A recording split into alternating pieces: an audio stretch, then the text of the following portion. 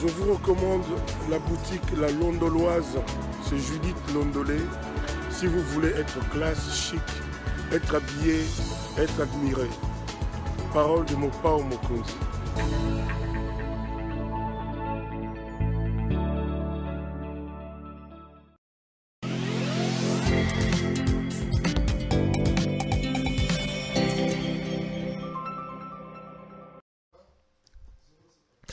Madame, Monsieur, bonsoir et bienvenue à ce nouveau numéro de l'émission Décrit Info, ce magazine d'analyse d'actualité politique, sociale, économique et même juridique qu'on a lancé ici à CPL Télévision. Des questions importantes qui retiennent l'actualité dans plusieurs domaines sont mises sur la table. Nous tentons de les décortiquer en leur donnant un sens, une forme selon nous. C'est d'ailleurs pour ça que chaque matin, quand on commence cette émission, nous avons l'habitude de dire tout simplement que le Décrit Info, c'est le tempo de l'actu selon notre feeling. Ça veut dire notre manière à nous de voir les choses, notre manière à nous de les ressentir, notre manière à nous de les exprimer. C'est donc un magazine d'opinion que j'ai fait dans le cadre de cette émission. Et je crois que nous sommes dans un pays de démocratie. La démocratie, c'est la liberté d'opinion. La démocratie, c'est la liberté d'expression. Chacun de nous peut voir les choses à sa manière. Chacun de nous peut l'exprimer à sa manière. Et ici, je viens justement, moi, M. Claude Péroulouara, dire ce que je pense de telle ou telle autre chose, de telle ou telle autre question. C'est mon avis. C'est mon avis. Et d'ailleurs, j'ai toujours dit que ce que j'ai dit ici n'est pas du tout une parole d'évangile, parce que ça serait assez erroné et prétentieux de ma part que de croire que j'ai le monopole de la vérité. Pas du tout. Je dis ce que je pense. Vous pouvez vous aussi, si vous êtes d'accord avec moi, m'applaudir. Si vous n'êtes pas d'accord avec moi, me contredire.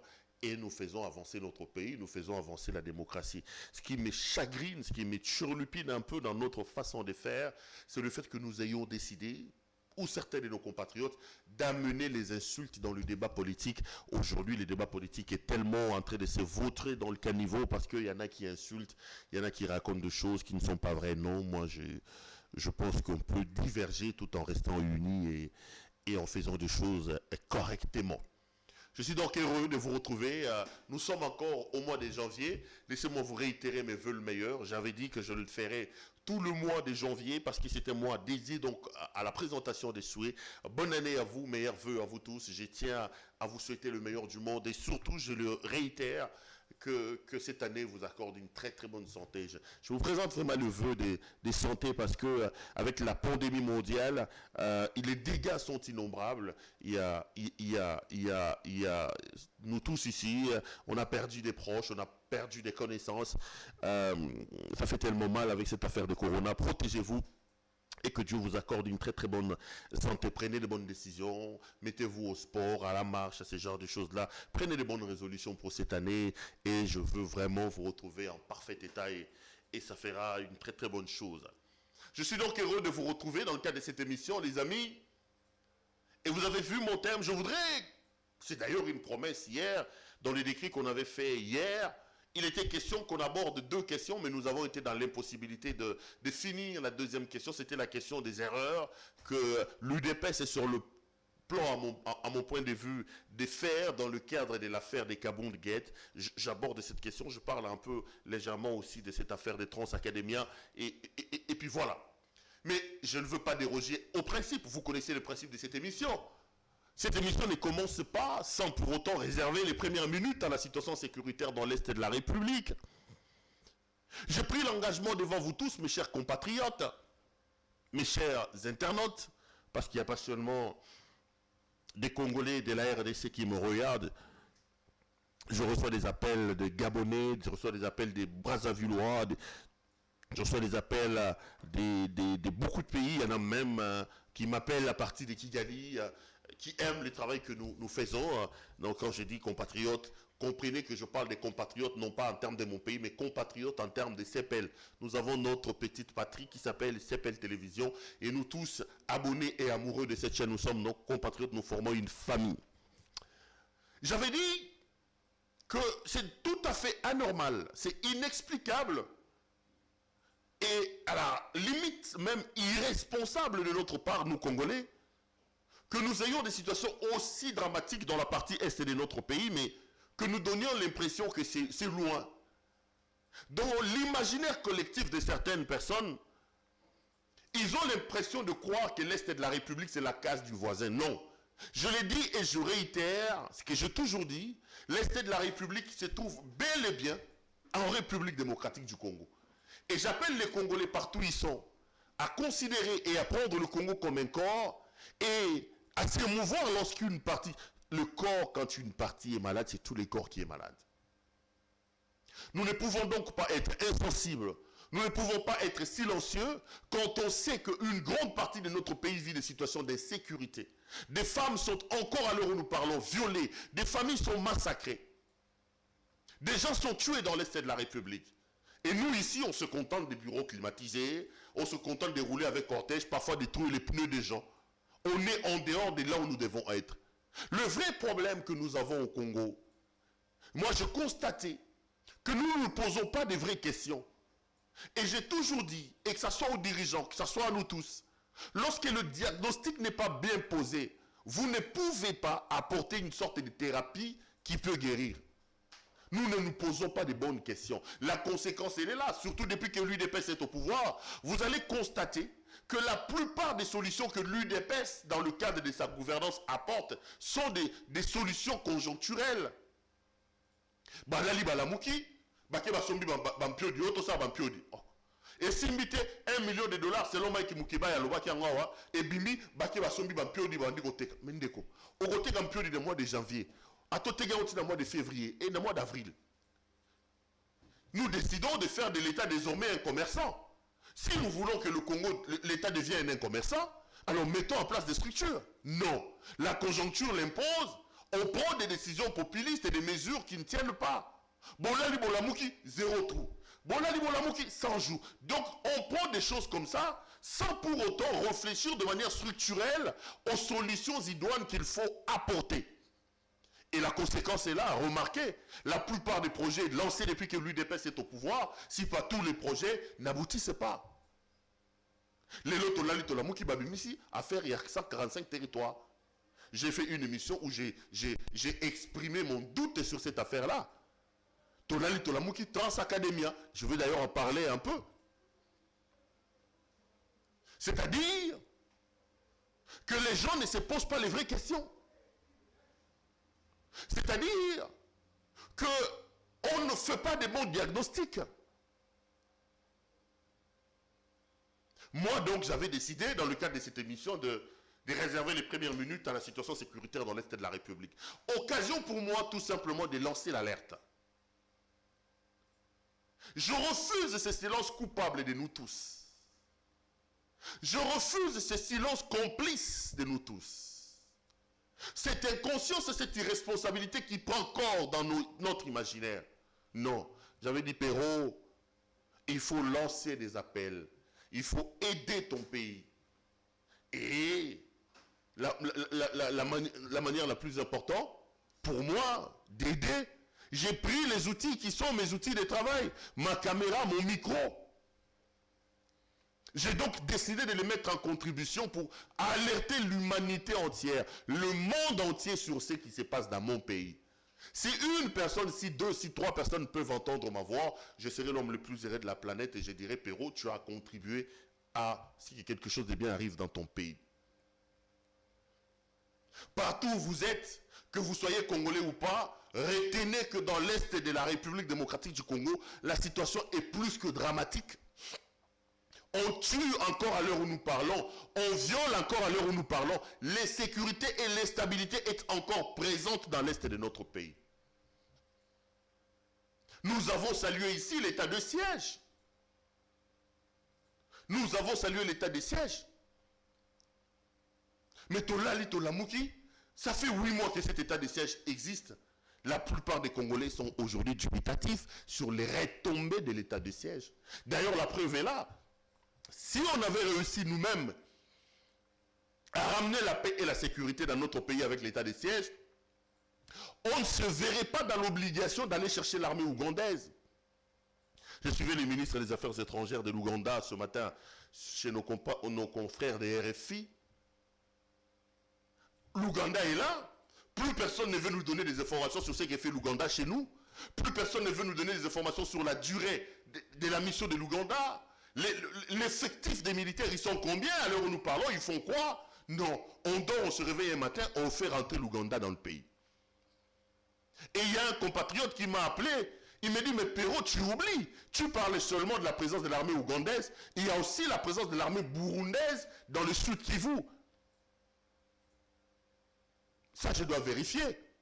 Je ne le confirme pas. Mais ces téléspectateurs-là m'ont envoyé un texto, je vais peut-être les lire aussi, en affirmant effectivement que dans les hauts plateaux de Minembwe, l'armée burundaise serait rentrée. Ça, je suis vu aussi sur RFI, qui confirmait que on voit des colonnes de militaires burundais traverser chez nous, mais notre gouvernement n'a pas communiqué là-dessus, donc je ne peux pas affirmer, je ne peux pas infirmer cette information, mais il y a quand même ce genre de bruits qu'on attend à gauche et à droite.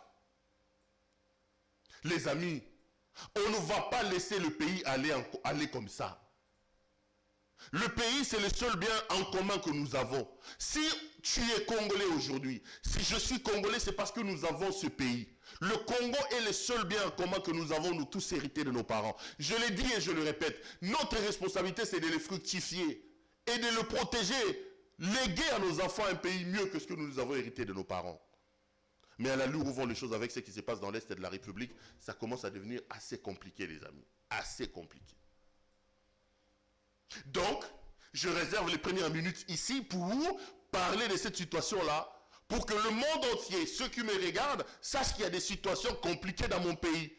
On ne peut plus rester silencieux, taiseux, devant des vies entières qui sont éliminées.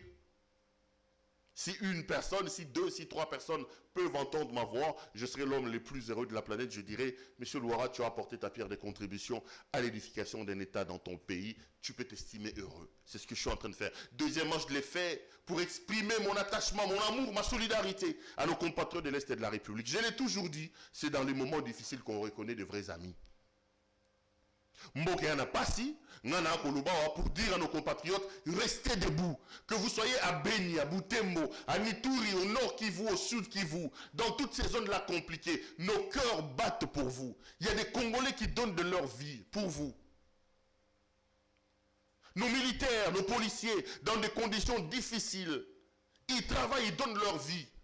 Et je pense vraiment que l'amour que les Congolais ont fera que ce pays puisse rester un et indivisible. Donc, que vous soyez partout, vous êtes dans des situations compliquées, moi je vous exprime mon soutien, ma solidarité et mon amour. C'est comme ça que je réserve les premières minutes à cette situation-là. En passant, j'ai toujours mes deux hypothèses que je pose sur la table. J'ai dit toujours, si vous voulez vraiment que la paix et la sécurité reviennent dans le pays, premier élément, nous devons nous organiser pour avoir une armée républicaine, une armée dissuasive, une armée forte. Parce que nous sommes un grand pays, nous ne pouvons pas empêcher au monde de convoiter le Congo, de convoiter ce qu'il y a chez nous. Tous les métaux précieux que le monde recherche à l'heure où nous parlons, notamment pour la construction des batteries des véhicules électriques, on en a ici chez nous. Et si nous n'avons pas une armée capable de nous protéger, on n'aura que nos yeux pour pleurer. Parce que le monde sera d'obligation de venir chercher ce dont il a besoin ici chez nous. Et deuxième élément, j'ai dit si nous voulons vraiment ramener la paix et la sécurité dans l'Est de la République, nous devons justement apprendre à identifier la menace. Pour moi, ça veut dire identifier les tireurs de ficelles, les traquer et les punir. En mettant en place ces deux éléments, je pense qu'on va réussir le pari de sauver la République démocratique du Congo. Voilà ce que j'avais à dire. Les amis, vous avez vu mon thème. C'est d'ailleurs une promesse que je vous ai faite hier, parce que hier, j'avais ouvert le téléphone pour une émission en direct. J'ai fait donc, j'ai tenté ça de nouveau. Je crois que d'ici la semaine prochaine, je vous avais dit hier, je vous avais promis que j'étais en train de travailler avec mes équipes pour que nous ayons des émissions, des contacts, des émissions où le public donne également son point de vue. Je pense très modestement que je vais lancer ces émissions-là à partir de la semaine prochaine. À partir de la semaine prochaine, je crois que lundi, je discute encore, mais je pense que ça peut être à 11h. Donc 11h à midi, connectez-vous sur CPL Télévision. On va lancer une émission que je vais nommer Bakongolais Balobi. Ça sera soit en lingala, soit en français, ça dépend. Donc, Bakongolais Balobi, chacun de vous pourra appeler pendant une heure. Moi, je vais peut-être commencer à venir planter les décors pendant 15-20 minutes. Les 40 autres minutes ou les 30 autres minutes seront donc laissées aux téléspectateurs parce que vous m'avez appelé de partout pour dire que vous avez aussi besoin de mettre vos points de vue par rapport au travail que nous faisons ici. Et je suis donc en train de travailler avec mes équipes pour voir dans quelle mesure colmater la connexion. Parce que le vrai problème, en fait, c'est la connexion qui nous fait un peu défaut. C'est difficile avec notre connexion qui bègue à tout le temps d'avoir une assurance, d'avoir une émission en direct pendant 60 minutes, parce que ça coupe, il y a des coupures tout le temps. Mais bon, hier on a tenté l'expérience, Dieu était avec nous, j'ai vu que ça a réussi. On a parlé pendant 50 minutes sans coupure. J'espère que les dieux en qui nous croyons sera avec nous pour nous permettre d'assurer ces émissions-là. Donc à partir de lundi, prenez rendez-vous. Je vais lancer une nouvelle émission. Cette émission-là, c'est vous qui l'animerez et c'est vous qui la ferez. Je viens donc dans le cadre de la promesse que je vous avais faite hier pour terminer ce que je devais dire sur affaire Jean-Marc Abound, les erreurs que l'UDPS est sur le point de commettre. Mais bien avant cela, je voudrais dire un mot sur cette affaire des Transacadémia. J'ai vu que le gouvernement de la République, avec le président en tête, a lancé en pompe le projet Transacadémia. Avant de monter sur ce plateau, je posais la question. On m'a dit que le projet prévoit environ 600 bus. Et les 600 bus seront destinés à desservir les universités publiques. Donc ça veut dire, je prends le cas de Kinshasa, ISTA, IEC, ISP, IFASIC, Université de Kinshasa, UPN, donc les universités publiques seront donc desservis par ces bus-là. Et on me dit que ce sera pratiquement gratuit parce qu'on paye la moitié de la course chez Transco. La course chez Transco, c'est 500 francs. Si on dit la moitié, ça va être 250 ou 300 francs. L'idée est donc d'alléger un peu les problèmes de transport avec les étudiants. C'est une très bonne idée, les amis. C'est une très très bonne idée. Ici, je voudrais tirer mon chapeau aux autorités d'avoir pensé à la jeunesse et notamment à la jeunesse estudiantine. Mais je me pose aussi la question, est-ce que cette bonne idée est-elle bien réfléchie, mise en place pour que ça perdure? Je reste assez dubitatif parce que je me rends compte, les amis, vous n'avez qu'à regarder dans les rétroviseurs. Depuis que l'UDPS est au pouvoir, j'avais lancé un défi ici, quand j'étais avec mes amis de l'UDPS, certains de leurs communicateurs, de me donner un seul projet qui a été mené dans le cadre de la gouvernance de l'UDPS et qui est allé jusqu'à son terme. Tous les projets phares, lancés parfois en fanfare par la gouvernance UDPS, ont échoué ou ont eu des problèmes. Je vais en citer le plus célèbre, l'affaire 100 jours, plus de 500 millions de dollars américains ou aux alentours de 500 millions de dollars, sortis de manière extra-budgétaire des caisses de l'État. Mais aujourd'hui, on ne nous dit pas même dans le cas de la redevabilité où se trouve l'argent. Est-ce que cet argent a véritablement été mis pour ce pourquoi il était sorti? On sait que Kamere a été condamné pour 57 millions, mais j'ai dit 57 millions. Prenons l'enveloppe dans sa globalité. Il y avait combien? Quand vous retrachez 57 millions, combien il reste? Est-ce que le reste a véritablement servi pour ce pourquoi il était sorti? C'est des questions. On dort, on se réveille, il est gelou. On dort, même la gratuité de l'enseignement qui était l'action phare du régime UDPS pose problème. Le président de la République lui-même s'en est rendu compte à Tikapa. Le public a rappelé à son président qu'ici nous ne vivons pas la gratuité. Le président a voulu sauver la face en disant non, la gratuité dans les écoles publiques, non. Le public a rappelé au président, même dans les écoles publiques, il n'y en a pas. Donc même la gratuité commence à poser problème. Alors que c'est une décision constitutionnelle que le président de la République a décidé tout simplement de mettre en branle. C'était une bonne idée. Mais ça a été mis en place de quelle manière? Ici, nous sommes maintenant là en train de voir l'affaire Transacadémia. À côté de Transacadémia, il y a un autre projet qu'on veut lancer, le projet 145 territoires, sur lequel je ne crois pas non plus. J'avais donné mes arguments sur la question. On nous a dit que Transacadémia, c'est 600 bus. Et actuellement, on nous parle des 100 bus, les amis. Nous connaissons comment les bus arrivent ici dans le pays. Nous connaissons, quand les bus arrivent, on en fait une large communication. Les bus viennent en file indienne, tout ça. Les 100 bus qu'on nous présente, qu'on nous dit, dans le cadre de Transacadémia, et son mama qui mukolo nini, et kotaki na Congo mukolo nini, comment des gens qui passaient mukolo nini? Moi je reste un peu, Sur ma soif, je veux savoir. Parce qu'on dit qu'il y a un premier lot de 100 bus. Où sont-ils ces 100 bus-là? Dans la cérémonie du lancement, je comptais, il y avait une bonne dizaine de bus, je crois une douzaine ou une dizaine. Peints en motif Transacadémien, heureusement qu'ils ont compris parce qu'au départ, ils avaient mis l'effigie du président de la République, un peu pour faire encore les Djalelo, alors que le président n'en a pas du tout besoin. La meilleure façon d'aider son excellence Félix Antoine Tshisekedi, c'est de ne pas se transformer en laudateur par rapport à ce qu'il fait. Le président Tshisekedi ne gagnera pas si autour de lui, il se fait entourer de laudateurs et de dialolistes. Des voix discordantes comme la mienne ici, capables de dire ici, monsieur le président, je pense que vous aurez pu faire comme ça, ce sont ces voix-là qui peuvent aider le président de la République. Non pas parce que nous voulons vendre en noir notre président de la République, non. Non pas parce que nous voulons ternir son image au sein de l'opinion, non. Parce que nous voulons que les critiques aident notre gouvernement, notre président à faire mieux. C'est le travail que j'ai fait ici. Mais non, dans les 100 bus d'Académia, ces bus-là ont-ils été commandés à quelle heure? Ils sont entrés par quel pont? Moi, je ne comprends pas et je ne sais pas. Premier élément. Parce qu'il y en a certains détracteurs de cette affaire de Transacadémia.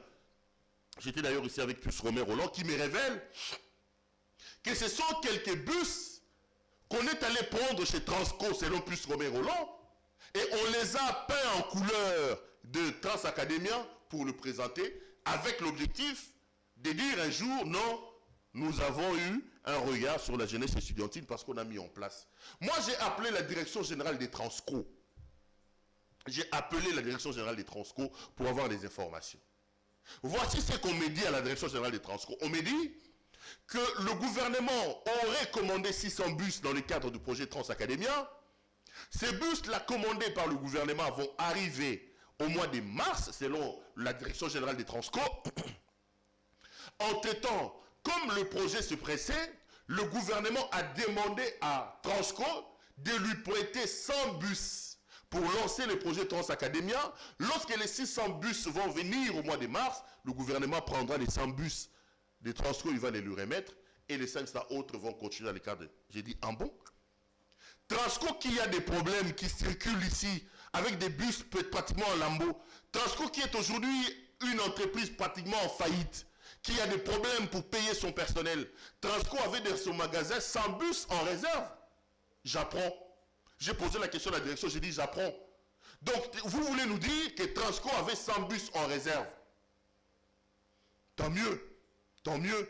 Et je me suis même donné le devoir d'aller moi-même dans les entrepôts des Transco pour regarder et certifier. En clair, Transco dit avoir prêté au projet Transacadémia 100 bus en attendant que les 600 bus qui seraient commandés dans le cadre de ce projet-là arrivent.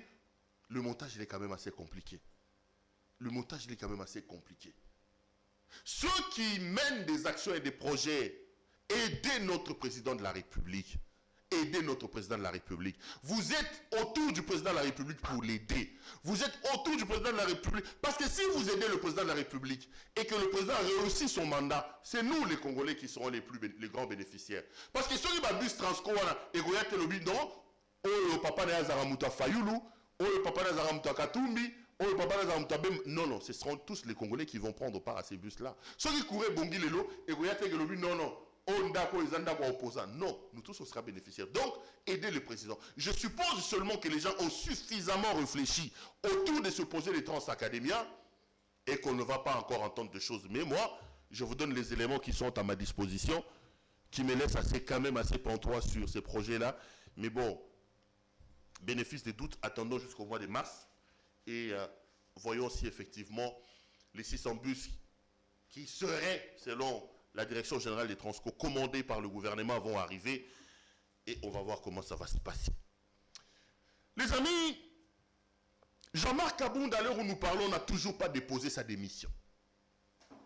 J'ai suivi une petite vidéo de Kabila qui circule depuis hier dans les réseaux sociaux.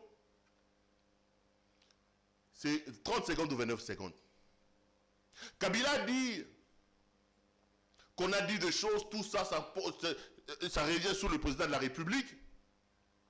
Et à la fin, il dit, le président c'est le chef, j'assume. Moi, Kabila, j'assume.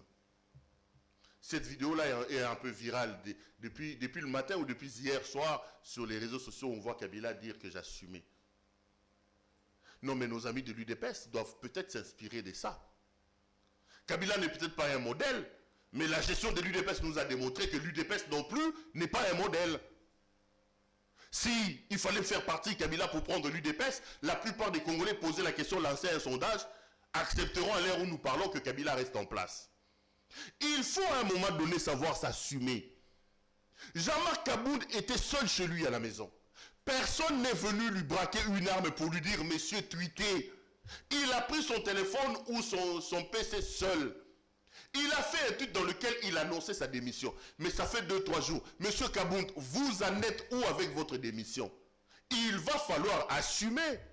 Batinda qui ont annoncé démission. En plus, Kabound démissionne pour des raisons qui lui sont propres, mais il est fautif.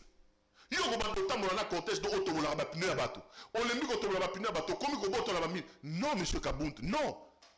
Nous sommes dans un état de droit, nous sommes dans un état moderne. Ce n'est pas parce qu'on s'appelle Jean-Marc Kabound et qu'on est une sorte de boss de ce régime qu'on peut croire que tout vous est permis. Mutatinda ki oke ndotobola bapine abatu nanzela zate. Mutatinda ki oke boto la mundu ki abatu azate. Yomoko okendaki osalango. Mutupa tinda ki ozo telefone yo o tweeté azate o tweeta ki yomoko. Papa démission eza wapi. Démission eza wapi. On attend justement la démission de Jean-Marc Kabound. Parce qu'en réalité, je l'ai dit, tout rétro-pédalage ne servira pas M. Kabound, M. Tshisekedi non plus. Kabound se vend aujourd'hui dans la peau de quelqu'un qui a remis la queue, qui sort maintenant la queue entre les pattes. Je ne sais pas s'il voulait faire chanter le président, s'il voulait faire chanter l'UDPS, mais le perdant aujourd'hui, c'est lui. Il est aujourd'hui fragile, Moutomangungu. Abimi Moutomangungu. Atali Mangungu na Twitter, Tilelo. Donc c'est un homme fragile qui ne saura plus trouver au moins le seul avantage, c'est avec ce qui est arrivé, il sera plus arrogant sur la route. Il ne va plus se transformer en roulage. Papa roulage, papa moutomoli bapineux, wapi démission tozo zelezo yate. Fouet, Mangungu. De l'autre côté aussi, ça risque de mal sonner parce que ça peut donner l'impression que le président de la République a eu peur et donc Kabound a intérêt pour le bénéfice de tout le monde de démissionner. Mais, je l'ai dit ici, ne minimisons pas Jean-Marc Kabound. Parce que j'entends beaucoup de gens dans l'UDPS minimiser Kabound. Et j'avais donné 2 raisons. La première raison pour laquelle il ne faut pas minimiser M. Kabound, c'est d'abord les problèmes et les conflits qui sont au sein de l'UDPS. Quand les conflits Kabound, Kabouya, Chilumbu, Chilumai, Wankenda et les autres ont commencé, j'avais dit à son excellence, monsieur le président, j'ai dit, monsieur le président, Kabound risque de s'avérer être dangereux pour vous. Et si vous laissez pourrir la situation au sein du parti de votre papa, ça créera des problèmes. Personne ne m'a entendu. Aujourd'hui, l'UDPS n'est plus la grosse machine qu'il devait être pour accompagner le président de la République. J'ai fait une émission hier avec Chilumbu. En 3 ans aujourd'hui, est-ce que Kabound et Kabouya peuvent nous dire quel est l'état de l'UDPS? L'état des fédérations à travers le pays?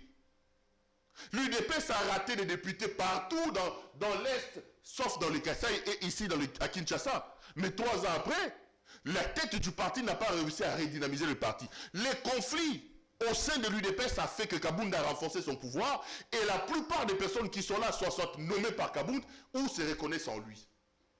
Perdre Jean-Marc Kabound va désarticuler d'une certaine manière l'UDPS. C'est le premier élément. Deuxième élément, n'oubliez pas que dans les affaires de la destitution de Mabunda et du changement de la majorité au sein du Parlement, Kabound était le pion.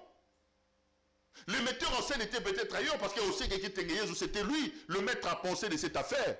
Mais les militaires, le soldat qui est descendu sur le terrain pour l'exécution, c'était Jean-Marc Kabound. Et Kabound a réussi à vendre peut-être de l'illusion ou de la vérité aux députés FCC en se montrant comme leur autorité morale. Quand il y avait des problèmes, Kabound expliquait non. Aujourd'hui, en termes de poids, donc ces gens-là se reconnaissent d'une certaine manière en M. Jean-Marc Kabound.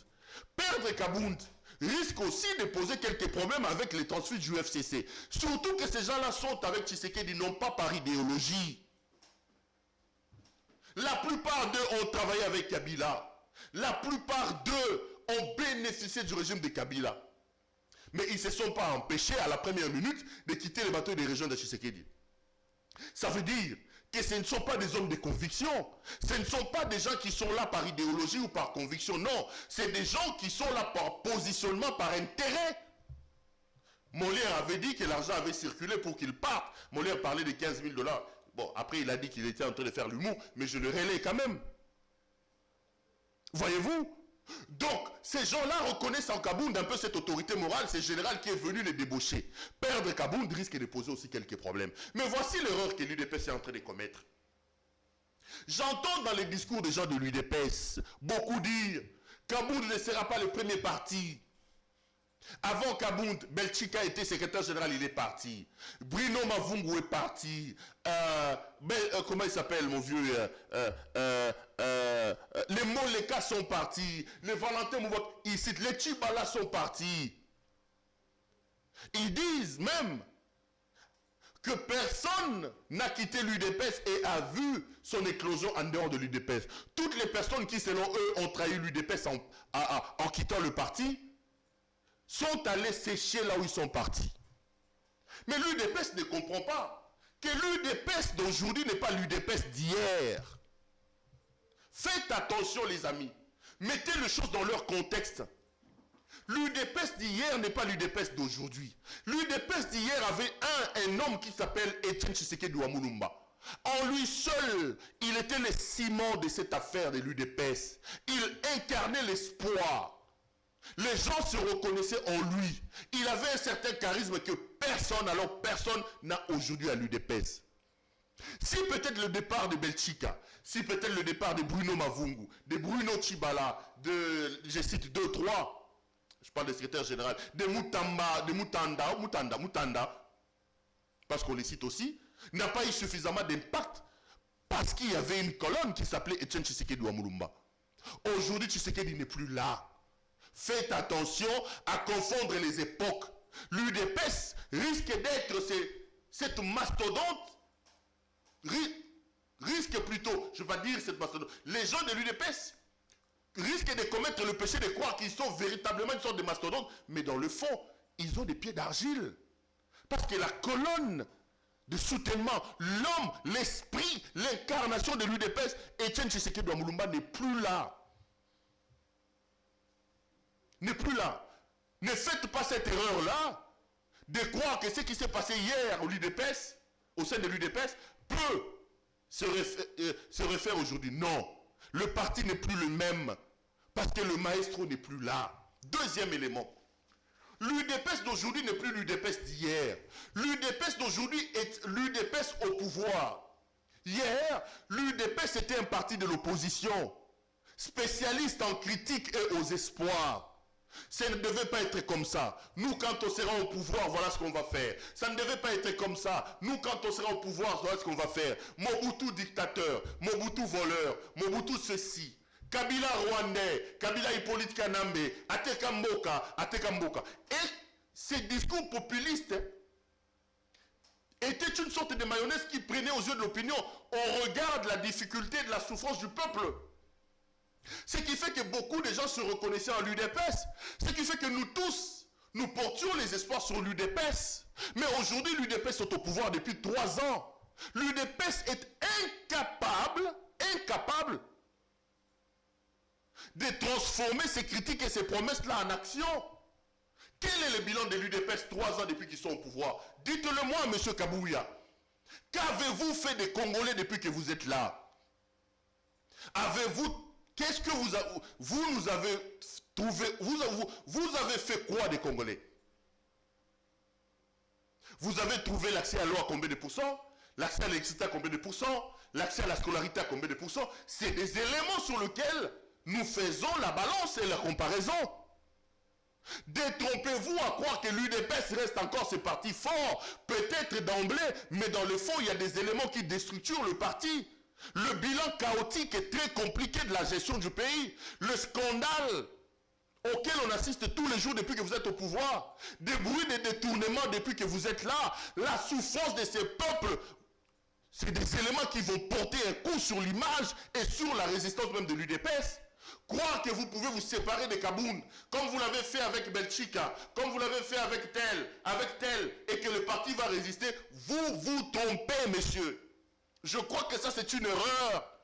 L'UDPS d'hier n'est plus l'UDPS d'aujourd'hui. Vous n'êtes plus dans l'opposition, vous êtes au pouvoir aujourd'hui. Et malheureusement pour vous, l'UDPS, depuis que vous êtes au pouvoir, vous n'avez pas concrétisé les espoirs et les promesses que vous avez faites aux Congolais. Faites attention, le départ des Kaboun peut faire mal. Arrêtez de croire que vous êtes toujours les inébranlables. Tshisekedi n'est plus là. C'était lui la colonne vertébrale de cette affaire. C'était lui le ciment de cette affaire. Il n'est plus là. L'esprit de l'UDPS était incarné par Tshisekedi. Wemba dit, l'UDPS avait le tshisekedisme comme idéologie. Mais aujourd'hui, l'UDPS d'aujourd'hui a le fascisme. A le fascisme comme idéologie. C'est deux idéologies totalement différentes selon Eric Wemba. Ça, c'est la théorie d'Eric Wemba que je suis en train de citer ici. Wemba dit que Tshisekedi avait le tshisekedisme. Félix Tshisekedi, lui, il a amené le fascisme. Donc, croire qu'on peut se séparer des Kaboun comme on s'est séparé des autres, que vous allez réitérer les mêmes exploits, je pense que c'est une grosse erreur. L'UDPS doit, à l'heure où nous parlons, se réorganiser. En commençant par la tête de l'UDPS, que vous le vouliez ou pas, le président de la République a été élu comme UDPS. Il faut que le président balaye sa cour. Il faut que le président puisse mettre de l'ordre d'abord dans son cabinet, au gouvernement, que le président puisse lancer des actions capables de fédérer de nouveau des Congolais et de leur redonner espoir. Mais dans les temps qui restent ici, je suis dubitatif, mais le miracle existe, peut-être qu'il peut faire un miracle. À côté de cela, n'oubliez pas, il faut remettre l'esprit UDPS, l'esprit Tshisekedi dans la maison. Ne faisons pas l'erreur de croire que l'UDPS d'aujourd'hui est l'UDPS d'hier.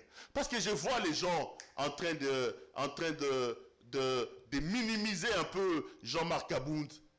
Dit non, il ne sera pas le premier parti. Batou Wakenda. D'ailleurs, Batoutou Watika UDPS c'est sous quel baron mabé. Ah bon? UDPS a bino à pouvoir eux. Oya lelo. UDPS a été ni longondo. UDPS a babilomba. Hein, papa? UDPS a lelo. Attendez. Excusez-moi. L'UDPS avait un esprit. L'UDPS avait une colonne, c'était Etienne Tshisekedi. Ce n'est plus UDPS à Bakabou, il y a Bakabou du thé, et ça y a un côté. Donc faisons attention. Mais bon, après moi j'estime que ça va changer dans le monté. Mais je pense qu'il n'est peut-être pas encore tard et qu'on peut faire un rappel des troupes, on peut changer les fusils d'épaule par rapport à telle ou par rapport à telle autre situation et ça permettra de redonner une autre image. Je vais prendre mes lunettes de lecture, je vais lire un communiqué ou plutôt un avis au public que j'ai ici sur ma table. Peut-être que je finirai par là. Avis au public. En vertu de l'expédition en forme exécutoire du jugement rendu par le tribunal des commerces de Kinshasa-Gombe en date du 7/4/2021 sous RRP de l'arrêt, il sera procédé le 27 janvier 2022 à 10h dans la ville de Kinshasa, au numéro 2 de l'avenue Konda, quartier Basoko dans la commune de Ngalema, à la vente publique aux enchères des biens suivants. 1. Un véhicule Mercedes-Benz type Actros de couleur blanche immatriculé 0793 AA10. 2. Un véhicule MAN type TES 33.400 genre tracteur de couleur blanche immatriculé 2873 AC10. 3. Un véhicule Mercedes-Benz de couleur blanche immatriculé 2168 AA10. 4. Un véhicule Jack de couleur blanche immatriculé 61048 CD1. Ces biens sont la propriété de la société Mino Congo SRL, dont le siège social est situé au numéro 2 de l'avenue Konda, quartier Basoko dans la commune d'Ngalema. Poursuite et diligence des messieurs Marwan Assi, son co-gérant. Pour tout renseignement complémentaire, prière de contacter Maître Jacques Badibanga Somba Mania, huissier de justice et officier public, et ministérielle dont l'étude est située au croisement des avenues des Huileries et Isangui, numéro 166, premier étage, immeuble Moto-Feu dans la commune de Kinshasa, ville de Kinshasa, République démocratique du Congo. Ainsi fait à Kinshasa le 12 janvier 2022, officier public et ministériel, maître Jacques Badibanga Soma Mania, huissier de justice. Je suis à 40e minute là, est-ce que j'ai encore 2-3 petites choses non, ça fait 42, donc c'est un peu trop. Allez les amis, je vais donc clôturer par là l'émission de ce soir, tout en vous disant énormément merci de nous avoir suivis et en vous promettant de vous retrouver demain pour un autre numéro de cette émission. Bonne année à vous une fois de plus. Portez-vous bien et restez branchés sur nos programmes. À demain.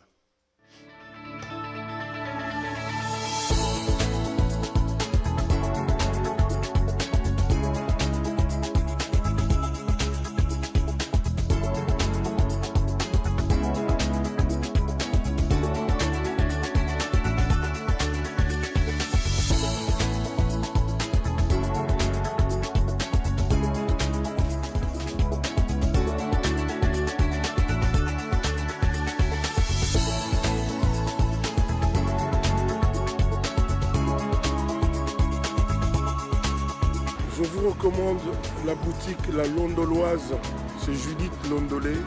Si vous voulez être classe, chic, être habillé, être admiré. Parole de Mopao Mokonzi.